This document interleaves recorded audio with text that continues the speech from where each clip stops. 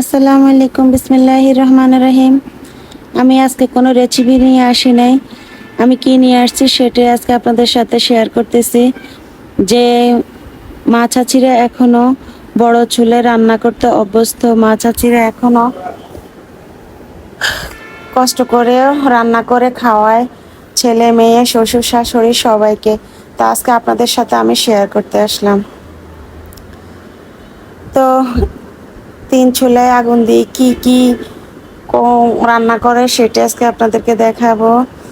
আমাদের খুব বড় ফ্যামিলি, যেটা এখনো কিছু ফ্যামিলিতে আছে, এখনো কিছু জায়গায় আছে, হয়তো এটা জানে না। আজকে আমি সামান্য একটা জিনিস আপনাদেরকে দেখাইতেছি যে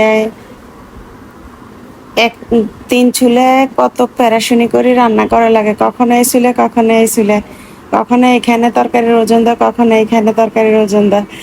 তারপরে মুরগি রান্না করতেছি, এখানে আবার সিম, বরবটি সিম, তারপরে আপনার এই দুন্দুল, তারপরে আপনার সসিন্দা, তারপরে আপনার চিংড়ি মাছ দিয়ে সাথে পটল দিয়ে মিক্সার সবজি ভাজি করছে চিংড়ি মাছ দিয়ে।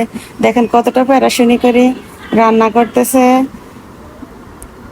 এই তো একবার এসেছিল, একবার এসেছিল, একবার এসেছিল, একবার এসেছিল।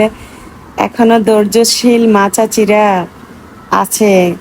আগের জমানায় মানুষ তিন চার চুলে রান্না করে ফ্যামিলিতে খাইতো। যাই হোক, আমি সামান্য আপনাদেরকে উঠাই ধরলাম যে এখনো এরকম ফ্যামিলি বাঁচি আছে বা এরকম ফ্যামিলি আছে।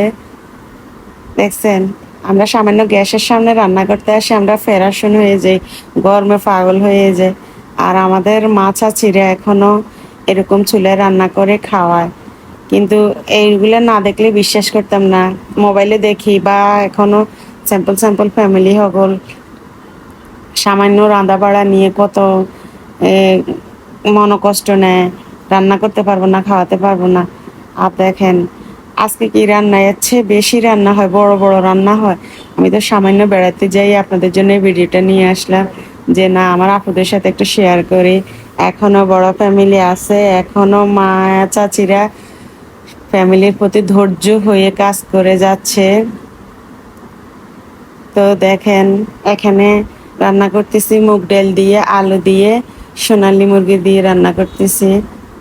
তো যাই হোক, অনেক কথাই বলে ফেলছি। এরকম যদি কোনো ফ্যামিলি আরও থাকে তাহলে আমাকে একটু কমেন্ট করে জানাবেন। সরি, আর কি বলবো, অন্য কোনো ভিডিওতে দেখা হবে, কথা হবে। ভিডিওটা ফলো দিয়ে শেয়ার করে কমেন্ট করে পাশে থাকবেন। এর মাঝে কোনো ভুল ত্রুটি থাকলে আমাকে একটু কমেন্ট করে জানাবেন।